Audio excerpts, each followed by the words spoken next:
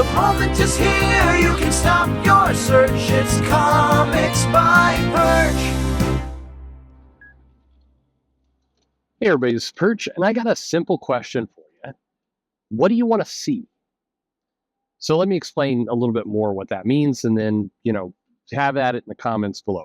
Do whatever you want. Be sarcastic, be funny, or be serious. But this is a serious question for me. So what is it you want to see?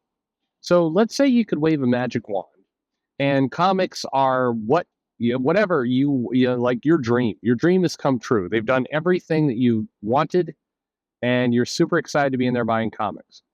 I don't want the generic comics are better, or the art doesn't suck or something like that. What is it you want to see?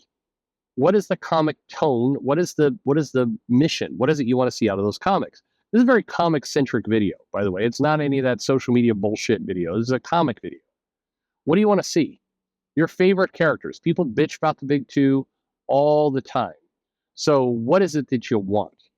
Okay? What is it that I want? Well, simple. I can go down the list of characters. I can tell you exactly what I want. And the funny thing is, what I'm going to tell you is not paint by numbers. I think a comic writer could easily come in, work within these constraints, if you will, tell the story they want to tell. It ties nobody's hands. So what do I want to see out of Superman? I want to see an inspirational comic. I want to see a character that is struggling against kind of both his own strength, and odds are stacked against him, to fight what feels like a losing fight. By the way, the tone of what I want from Captain America and Superman are almost identical. Now, the heroes are radically different, right? Captain America has some enhanced strength, cool. Superman is pretty much a god. But I want the same tone. I want these characters to show up, and I want them confronted by things that are beyond them, and I want them to fight for it anyway. I want those comics. I want the tone to be hopeful. I do not want deconstructionist bullshit. I don't need Superman to face. I don't like. Every now and then somebody pitches me a story, and there's a writer who thankfully did not get a job with Superman. They're pitching this idea, like, in this run of Superman, what's going to happen is Superman is going to go and he's going to be fighting some villain, and the fight gets kind of a little bit out of control, and then he's using his heat vision, and his heat vision bounces off the villain unexpectedly, like it's a Metallo or somebody like that. It just slices a bunch of kids in half. And Superman indirectly murders a bunch of children. And then, the next 12 issues are going to be Superman grappling with his own guilt and his own power, and he vows to not use his power, but then he doesn't know what to do.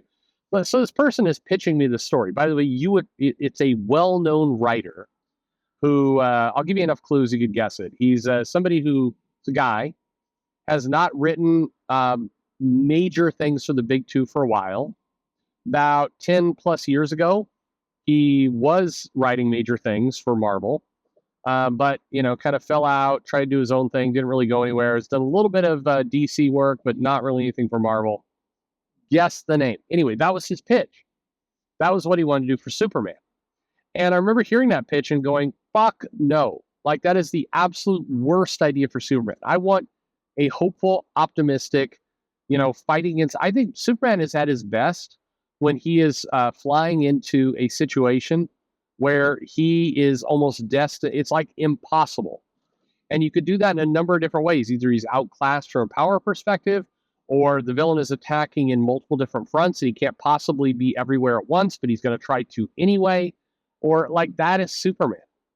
Superman is the guy who you want to see this comic where he's fighting some horrific battle, and he sees some teen who is standing on the edge of a roof about ready to commit suicide, and Superman figures out a way to talk that person off the ledge while fighting Brainiac. I mean, that's Superman.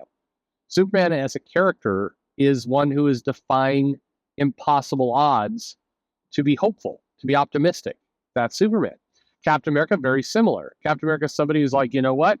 The country is not perfect. Everybody knows that. We don't have to have endless comics about how the country is not perfect, but it is worth fighting for. I always, it's a weird parallel, but the Morgan Freeman line at the end of Seven, it's the world is a wonderful place and it's worth fighting for. I believe that last part. That's in some ways, although Superman does truly believe the world is great, that's Superman. That's Captain America. It's somebody who's like, you know what? It's worth fighting for, because if I fight for it, then that's how we make it better. That's what I want out of those comics. Batman. I want a good, solid story where Batman is super clever, realizes that some situations are beyond his control, is a detective in his core, and is trying to solve. Like, Batman has a different force of will. Batman is a character who he is, he is also up against impossible odds, but his odds are not big and cinematic. His odds are, solving this mystery that is a cold case for 20 years. But he's going to do it because he's Batman. He can figure it out. He's going to figure out a way with no powers and no kind of nothing but his mind and some gadgets. He's going to find a way to kind of combat this really no-win situation. Batman is a character who's going to go into things that are already fucked and figure out a way to make them as least fucked as possible. He's going to accept the fact that there's a little bit of fuck that's still going to occur, because that's the world is a dark and ugly place. That's Batman. Okay, what do I want out of the X-Men? I want a dangerous fucking comic. The funny thing about the X-Men line, it is about 180 degrees opposite what it should be. The X-Men should be dangerous. It should feel dangerous for the characters. The characters themselves should feel dangerous. The many of the heroes on the X-Men feel like they're one bad day away from causing some serious shit. And the tension there is that, they're up against a world that fears them.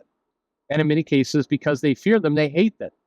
And so you have a character like Cyclops who could just like blink and murder 100 people. No problem. And I want that edginess where he's not going to do it, but he could. And you get the sense that, when confronted with a bunch of like hateful, awful people, or, villains that are just like they've tipped too far the other direction. The thing that I always liked back in the day about, say, Wolverine and Sabretooth, or a lot of the Marauders and the X-Men, is that they were almost a fraction away from each other. The X-Men are fighting kind of in some ways an impossible losing battle to help humanity, even though humanity hates them.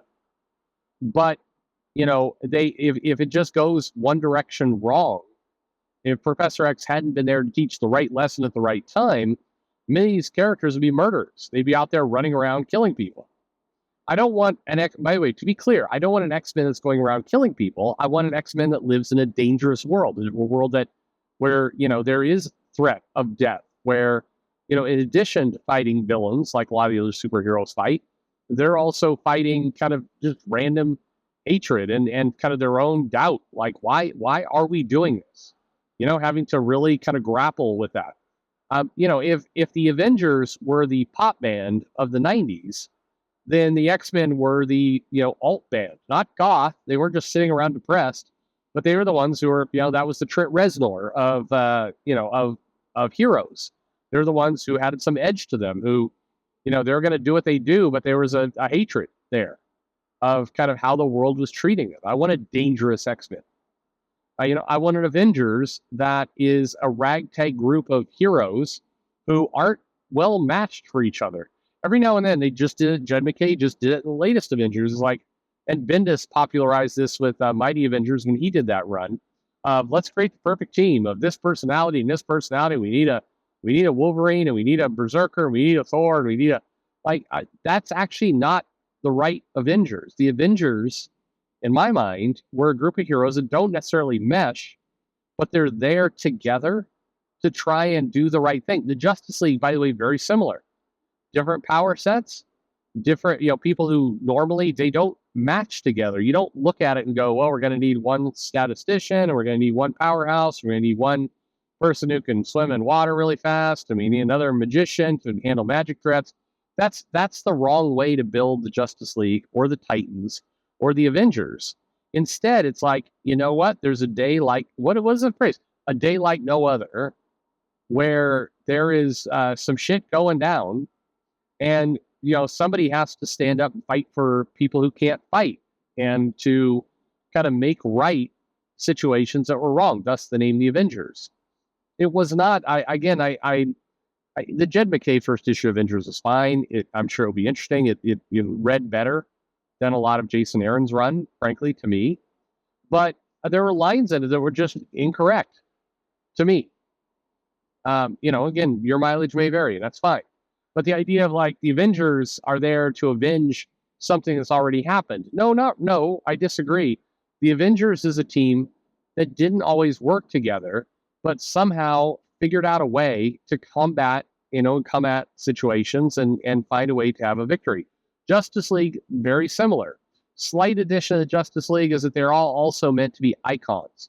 The Avengers always took, they didn't really concern themselves too much with being kind of hero icons.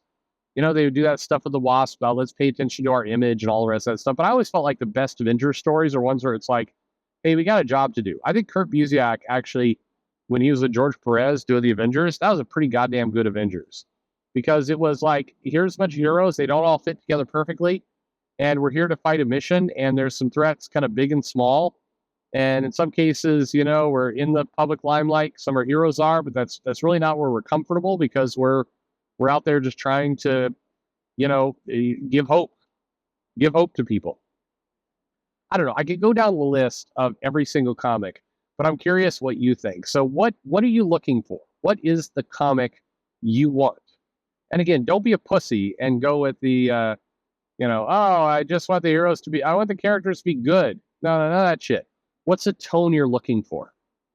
Because I think that there's some really amazing ways. By the way, everything I just said, as a writer, you could tell a billion stories under that construct, all different, all with, unique styles, and it still works. I haven't boxed anything in. You can do whatever you want. That's what I'm looking for from you. So what is it you want? By the way, I'll throw one more out there. The Punisher. What is the Punisher? The Punisher should be a broken man. The Punisher is a person who has lost his kind of humanity in the sense that his life ended when his family died. And now he walks through the world as a ghost. He is bent on revenge because he doesn't know what's left in the world. His soul, in many cases, that's why I think the current Punisher series of Jason Aaron is horrible to the character. The Punisher as a persona should be all about the fact that he was so in love with his wife and family. Yes, he was tortured coming back from Vietnam, and yes, it was it broke him to some extent. And he rebuilt himself through his family. His family was his savior.